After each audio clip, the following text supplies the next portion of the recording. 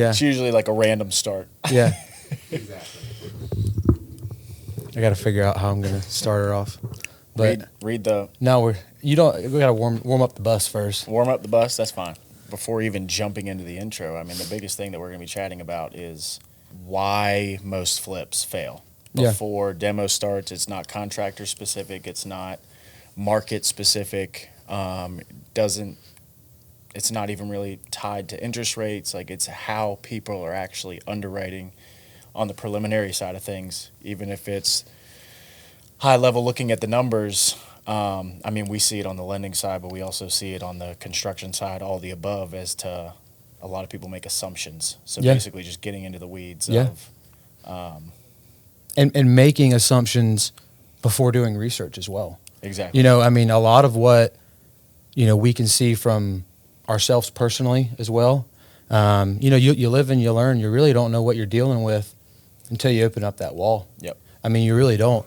And then, even when you do, you never know what's under that floor even. Yep. Right? So, there's a lot that goes into making sure that, you have a successful real estate investment, whether your exit strategy is to BRRRR, right? Or, you're planning to sell that end product.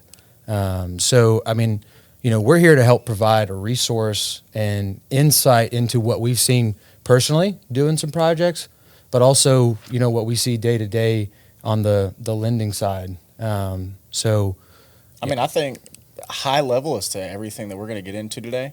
We already got into it, so just wanted to welcome you guys back to Flipping the Field.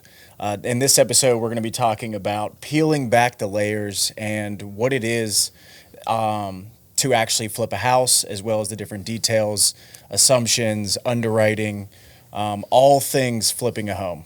Exit strategy, what market are you working in and actually wanting to invest in. So we're here to peel back the layers and talk about a lot of the different aspects and factors of a deal that everybody's scared to talk about. So I know we dove right in, but let's get to it. I mean, that first layer, right? Like you want to do this. Oh, what's the line you hear all the time? I've seen flip or flop on HGTV. I'm ready to do it. But they don't show you everything in between. Yep. So I think one of the biggest things, like, we're just going to peel back this first layer. Let's talk about, there's a lot of different ways to do this. You can be an in your market investor, and you're obviously you live where you invest, but also the out of state investor. Yep.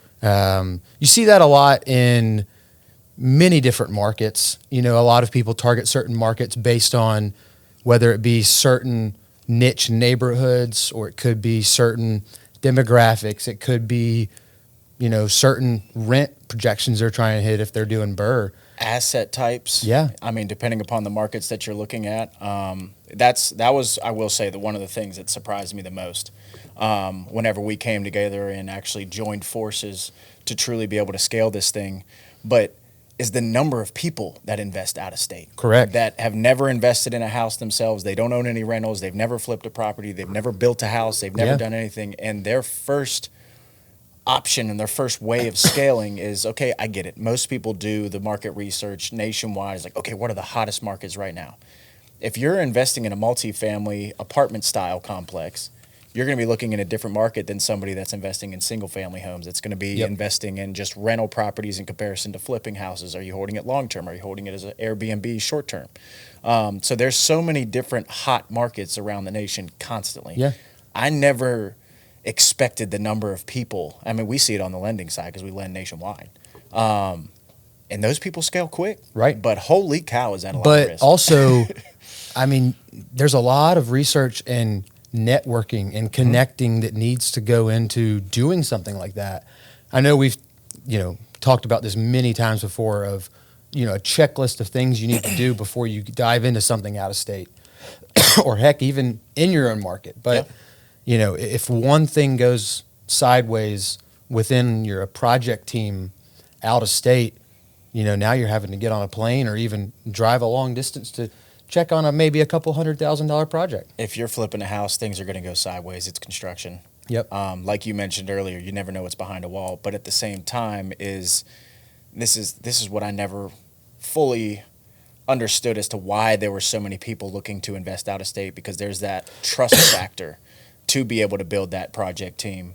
Because all it takes is one bad apple. Now, that being said, on the construction side, as a contractor's going through, everybody has contingency in their budgets. But at the same time, if you're the owner operator, that's actually, you like to be in the weeds, you like to understand what's going on a daily basis, you want to know the full breakdown on a line item basis for the budget as well as the schedule, and understanding full picture what the start to finish plan is. If you're out of state, you can't keep tabs on it that much. Correct. I mean, you can only do so much. Photos and some videos can only go so far. And you're usually catching things late. Yep. As you're catching things later, you've already dug a deeper hole. Correct. And guess what? More cost. Yep. Eating into a profit. I mean, one of the biggest things, like let's talk about, is you get a property under contract. You've done all the steps to get to this point, and you've identified a project you're going to take on, and boom, you're under contract. Well, before you even get there, you should have already done a lot of due diligence. Let's just get, you should have. But let's just say you have this under contract, right? Buying a real estate investment property, I'll classify any of them, but a flip, for example, is not like buying a primary house, right? That is more emotion based, because you live there, it's, your family. This is more literally investment strategy based. And, we've learned many times you got to walk away from deals that don't make sense. Yep. And there will be another day for you to live to fight another day. Swing the hammer again. Take another at bat. You mentioned going through the proper, like you've already gone through those initial steps of the due diligence. I want to spend some time and actually talk about what those steps are, because those are the most important steps that it comes down to whenever you're investing in a property. Speaking from experience with us, I mean, shoot, we've probably put in 20, 30, 40 different offers on homes after actually doing the due diligence and the research as to, okay, what exactly am I going to be at on a line item budget basis for this particular project? Please, dear God, do not just take an average cost per square foot. Yeah. Don't do it. You can start there, but then when you go there, when you go walk the property, one thing might be worse than the other. One thing might be better. Because we all know in these listing pictures, that's right. It's always nicer than it Just actually use is. all they do. You use 0.5, and the space looks bigger than it is. Let me tell you, that hides a lot. Come on. So, when you're going through due diligence, there's a few that come to mind. Yep. You've got to, number one, if you haven't seen it or somebody on your team, we got an issue. You can run numbers. You can see if it makes sense before doing that. That's completely fine. Yep. But all of this needs to be conservative. Your exit price needs to be conservative. Your costs need to be conservative. Try and account for almost any dollar. Well, wait, you've been out there, but did you make a list of things that are wrong? Right? I mean, you're going through, are there any structural issues? Did you go in the crawl space? How are the MEPs? Because you never know. Mm-hmm. So, well, I mean, and to that point, when you say everything needs to be conservative, you also need to make sure that you have everything. So one of the main factors that we see investors that actually have a negative impact on projects and being able to make those a success is carrying costs. correct. Deal liquidity requirement in comparison to borrower liquidity as to what the bank is asking for, or the Yep. private money lender like we do, what Yeah. we're going to ask for to be able to actually qualify you for the loan, that's not the same thing. Correct. So that's a big misconception. It is, I'm going to have my down payment. This is what my monthly interest payment's going to be. Like, as an example, we were looking at a deal where it was like, okay, we are looking at it. Then now this was a new build project, so not dealing with existing conditions, following up and coming in behind another contractor, another builder. But we were looking at it as, okay, what's the longest a property has ever sat in Yeah. this market? All right, that's what we're going to identify as our holding costs. Yeah. What is the lowest in this particular small niche neighborhood? What's the lowest cost per square foot or price per square foot that a home is actually sold for? That is what we are actually underwriting it to. The cost to build it. what cost are we, as long as everything works out, we are never going to come close to. Yep. Is things like that as to where, okay, when you say there's a difference between being conservative and there's another thing, and being realistic. Correct. So, and what you see on that Excel spreadsheet is not always how it tends to be when you get out there. and just because you have an appraisal on the front end that tells you what you're going to sell it for doesn't mean that's what you're going to sell it for. Because guess what? Sorry to my appraisers out there. An appraisal is an opinion of value. Yeah. And that's a different topic for a different day. Appraisals where, an appraisal is an opinion. Yep. And what something sells for, that's a different opinion because that's an opinion of what somebody is willing to pay for a property. Yep. So keep that in mind. Yep. Because there's so many different characteristics of a property that could sway something up or down. And you've got to make sure that you're looking at all of those. Are you comparing comps that have garages and yours doesn't? That's a huge thing. Do you also understand on those particular comps that you don't look back further than 12 months? And you also don't want to take in, say, a lot of the higher comps or the comps that you want your property to be compared to from a value basis. If you are just now getting under contract and you're planning on closing and your best comp that you're looking at is 11 months ago, guess what's going to happen when you're done with the project, say 2, 3, 4 months down the line, depending upon the size and complexity of it? Might sit for a while.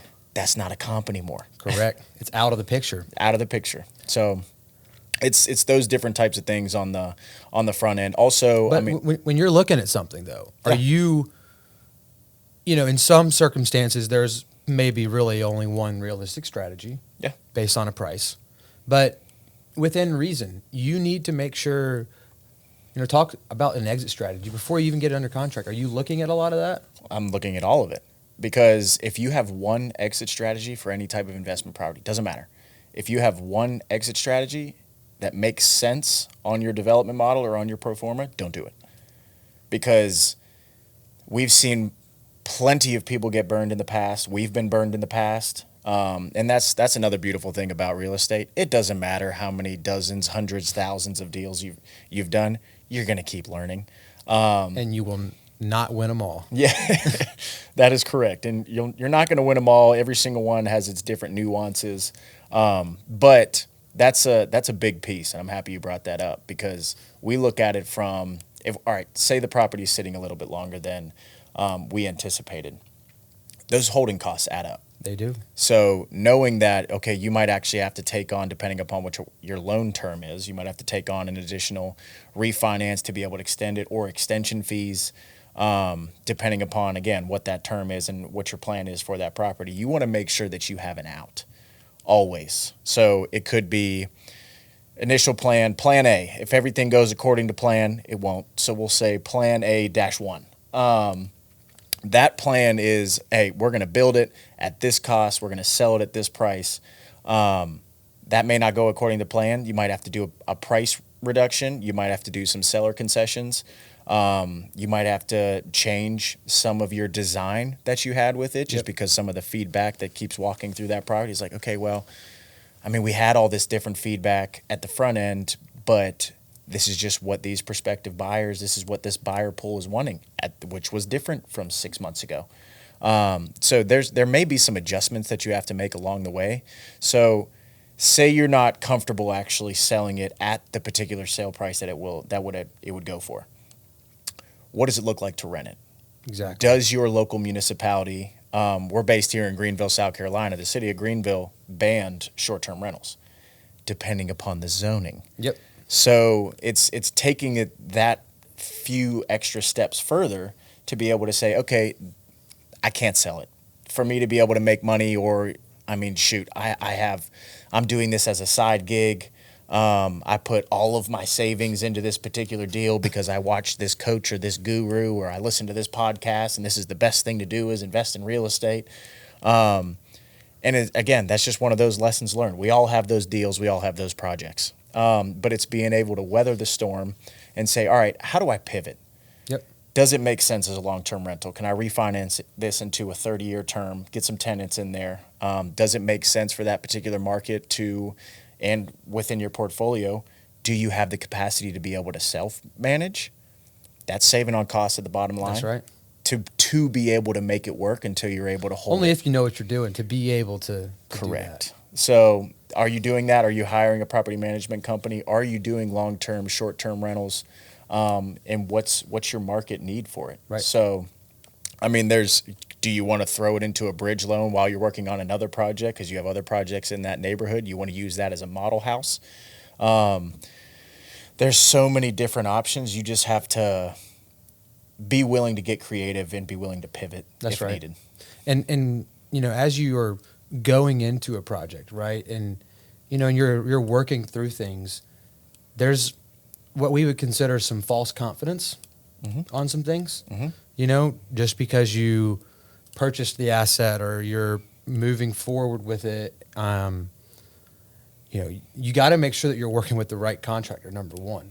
Or, even if you are a licensed home builder, GC, we're all human. And when you're doing a flip, you do not know what's going to happen when you open up a wall. It could be a mess. You rip up a floor, you're replacing floor, and maybe, oh crap, now I need a structural engineer to come in. I mean, we've seen it, we've done it. Yep. You got to make sure that, and that's the thing, we want to make sure that the connotation of real estate investors stays positive, because sometimes people can be known to cut corners Yep. of what's behind a wall, right? And we can deal with it later. Yep. No, I mean, once that wall's covered up, there's no looking back. There's no looking back, and you're not going to know about it until somebody opens up that wall years down the road, or until you have a problem. That's right. But I mean, there's ways, and this kind of ties into the lessons learned along the way. Don't act on emotion. We've been guilty of it, and we see people that are guilty of it, clients, as well as that. Yes, I understand there's a lot of emotions that go into it, especially when you're talking about the design phase. When you're in the design phase, if you're going in with a remodel, there's a lot of exciting opportunities, and there's a lot of exciting conversations. Or even then, Christian mentioned it earlier, flip or flop, specifically on HGTV. I swear HGTV, yes, I get it. It's creating a lot of DIYers. I understand that. So is YouTube University. You can learn almost anything on there. Stay in your lane. But the reason why I say that is because it can lead to a lot of excitement. You have to have somebody on your team. I don't care if it's your best friend. We're sitting right next to each other. That's one thing that we try to pride ourselves on, is holding each other accountable. You need somebody on your team to be able to hold you accountable, because it is very easy during a remodel, especially during the design phase, to be on Pinterest and seeing these different opportunities and seeing and working with these interior designers, working with these architects, and a lot of them have these elaborate plans. That's right. At the same time, we love working with them because they may bring to light or create a vision that ties the whole space together. Mm-hmm. So, but also you got to make sure that as you're doing that, and hopefully these folks are doing that. Yeah. But you got to make sure that it fits in the, not necessarily community, but the neighborhood that you're in. Maybe it doesn't call for all the elaborate finishes. over renovating. And if it sticks out like a sore thumb, you may never sell it. Yep. Even though it's on paper worth more. Yeah. On paper, it'd be worth more, but I mean, something as small as changing your flooring from, call it a 20 mil LVP. That's what a lot of people is, especially the level of house. Is it a first-time home buyer? Is it a second-time home buyer? Are they raising their kids in this house? A lot of people would prefer LVP. Yeah. And actually going with the thicker type material. Don't go with the 3, 4, 5 mil. But if you actually get up there to like the 20, that's really quality stuff. Yeah. It's a lot more durable. Then again, there's always a cost to everything. Making those subtle adjustments, and this is why the average cost per square foot doesn't help. Now, you could start there within the due diligence phase so you can actually manage your time properly and be able to say no to deals very quickly that you need to say no to. But at the same time, you make two decisions. It's like, okay, well, I'm actually not going to go LVP. I'm going to go engineered hardwood. Right. Okay, if you're going engineered hardwood and you're holding it as a rental, now you're talking about potential deferred maintenance down the line upon a tenant turnover. If you're looking at it that way, okay, you might have to send somebody in there to refinish the floors. Yeah. It's additional cost that you may not realize or recognize until years down the line. But at the same time, as an investment, changing $1, $2, $3, $4, $5 just on the material types and those finish selections that you're putting in these homes across 5 or 6 different trades adds up very quickly. Oh yeah. Now as you're getting going, and you're looking at, that behind this wall that we've talked about, what are ways that you've seen that you can prevent? You can only prevent so much. Yeah. But what are you looking for to make sure that you don't have those gotcha moments after you've already bought it, and you're everybody needs to make sure they have a contingency budget. Yep. Because the rainy day fund, or the oh crap funds, or the I didn't see this coming. So how do you prevent as much as you can? There's telltale signs. And really what I mean by that is based on the year that the home was built. First of all, get a contractor that's willing to get dirty. Get a contractor. A lot of these homes that were built in the between the 30s and the 80s, and even then before that as well. Now you're getting into historical home range, so that's why I stopped there. Yep. Because that is not one that you want to start with. But that being said, a lot of those homes are on a crawl space. So working with a contractor that is willing to crawl underneath in the crawl space, or even then having an inspector that's going up underneath and takes pictures of literally everything, depending upon the age of the home and the style of the home, this is where the trusted partners and the trusted team comes into effect, is those subject matter experts. As an example, if we're talking about a house that was built in the 60s, I can tell you exactly the type of material that was installed. I can tell you what the difference in code changes have been since then. Okay, yeah, every single one of your drain or your sewer system, everything's going to be cast iron. Everything cast iron at that point. Now you're talking about the interior scaling of those. You can look at it from the outside and, yeah, no, they look great. They look fantastic. You won't be able to see any of it because it's eating and corroding itself from the inside out. With some tree roots. Exactly. So been there, done that. Talking about that, talking about clay pipes with those. Base your, just short answer, your contingency needs to be based on the age and style of the home, because all of those different builders built the homes the same way. Are we talking about a mill house, or are we talking about a cottage? That's where the whole team aspect comes into play, because you kind of know before opening up the walls what you are going to find and what to actually expect, while looking at the actual age of construction of the home. Now, one thing that's really good for people to know is it's the same thing with interest payments. It's the same thing with contingency. You're not paying interest on it until you use it. Yep. Right? So any of your budget that is left over and not used, you're not paying interest on that. So it can, that's the difference between a commitment funded or a non-Dutch loan. A Dutch loan is when you're paying full boat interest on, the full loan amount day one. So you're really only paying on what you draw. I'm gonna pause you right there. What he just described, if you're paying interest on rehab funds as you're going through a flip or a new build, anything like that, as we speak, call us. You need to talk to us, because you shouldn't be. You should not be. Yes. And yeah, that's a different conversation, because, there's a lot of different ways that loans can be done, right? But, that's best for the investor, because guess what? That's a difference, depending on the size of project. It could be $5,000 to $10,000 to $15,000 in carry costs. Mm-hmm. That adds up. Depending upon the size of the job, monthly. Correct. Yeah. So, that's a huge indicator. Now, tying into that as well, let's talk about timing of draws and how your actual budget is broken down on a payment side of things, not only with the contractor, but on the subcontractor level as well. Because one area where projects, they bleed time. Anytime a project, every day a project goes longer, every hour a project goes longer, that's additional carry costs Correct. that you have for that particular loan. Or with your investors, if you raised equity for it, yada, yada.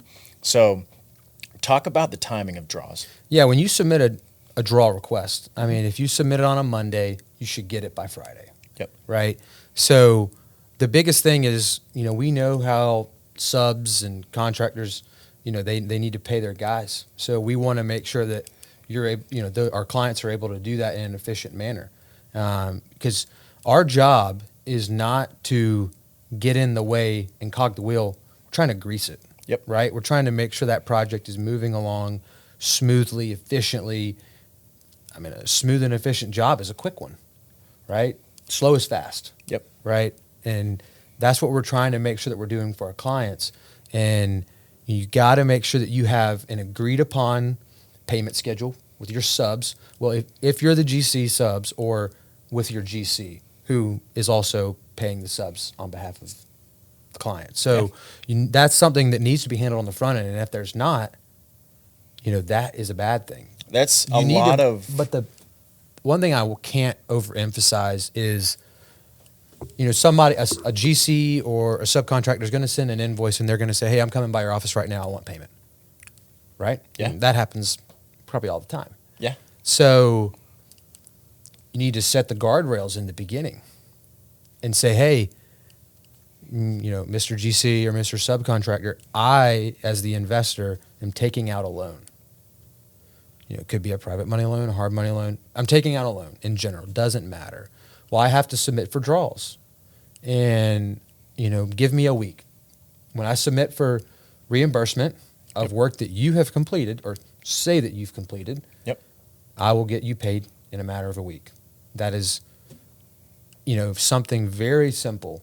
And it could be every 2 weeks that somebody does that. It could be people do it once a month. You can set that cadence with the GC or subs, but also it could be done on different stages of the construction as well. Yep. So I mean, that's exactly what I wanted to talk about. A lot of people don't have, or a lot of investors don't have those conversations on the front end, because sometimes they're not fun conversations to have. what can that lead to if you don't? Problems that we don't have enough time to list. But I want to take the time to talk about how that correlates directly with the contractor as well. So actually having the willingness and taking the time to have those conversations on the front end.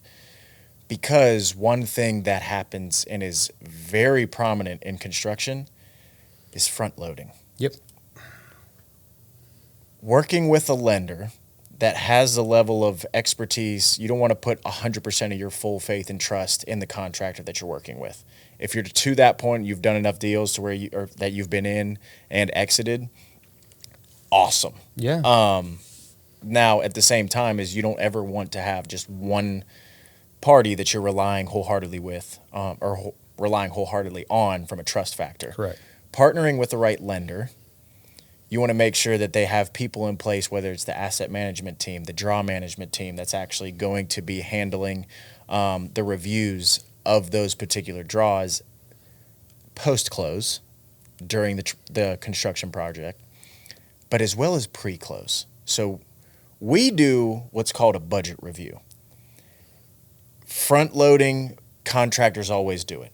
And the reason they do it is because it gives them the best ability to be able to manage cash flow throughout a project. You know why? Because the subs are going to come knocking on the door saying, hey, just sent you the invoice. I'll be around at 2:00 swinging by your office to pick up the check.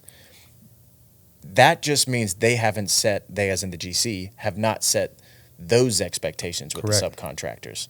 So taking it to that granular level of detail, while leaning on your lender as well, you kind of have a full circle of accountability on these particular projects before the project even gets started. So being able to do that. But also helps about- if your team that you're working with understands and knows construction too. Correct. On the lending side. Well, and even then, because if you think about it, a lot of people are fine with, it's like, okay, well, if it's going to get the project done faster, I'm perfectly fine with that. Okay, yes, to an extent, depending upon the actual overall duration and cycle time of that job, because if you're front loading and you're now paying interest on what is being drawn on, which is tied to those specific line items, you can't fight it because that is what was in their budget, even though, yes, I mean, some contractors, a lot of investors don't even draw down 100% of the project. You know why? They don't have to. Correct. So I wanted to take it to that step as well, is that ties all the way back down to the lender too, because you don't have to solely rely on the contractor and solely rely on the inspectors and those involved. There's other people that can help in that process. Yeah, and to kind of bring it all full circle here, when we, on the lending side, we really want to make sure that we're an asset to any client, right? We don't want to just say, hey, here's your draw. We should, oh yeah, it's not the full amount. No, we're here to provide details or even work through things before, things happen. So, we're here to be an asset before it closes too. Also, don't be scared to bring it up. We want to help protect you. Yeah, we have conversations like that all the time. Honestly, those are our favorite type of clients. Are the ones that bring us in and engage us early in on those conversations pre-close. Yeah. And then even post-close, it's saying, hey, by the way, we were digging for the foundation and we hit bedrock. So we're going to have to do some blasting, and we just didn't account for that. Our geotech report actually only went down 4 feet. We found rock at 8 feet. Scenarios like that will come up. Yeah. Don't be scared to have that conversation, because we're all here to work through it together. Well, and we'll find out eventually, and it's always better to find out immediately or on the front end of when things happen. Bad news doesn't get better with time. That's right. That's right. So, Greg, I appreciate it. I'm glad we could sit down and talk about this. I think that we've got many more topics to come and guests to come. But this is going to be awesome, and appreciate your time today. Yeah, likewise, man. It's always a pleasure. On that note, if there's anything that we talked about during today's episode that you wanted some more information on, or shoot a comment on the post, shoot us an email. If there's any other level of detail or any other questions that we may not have touched on, we're here to help. Yep. Thank y'all. Have a great day. We'll see you next time. See ya.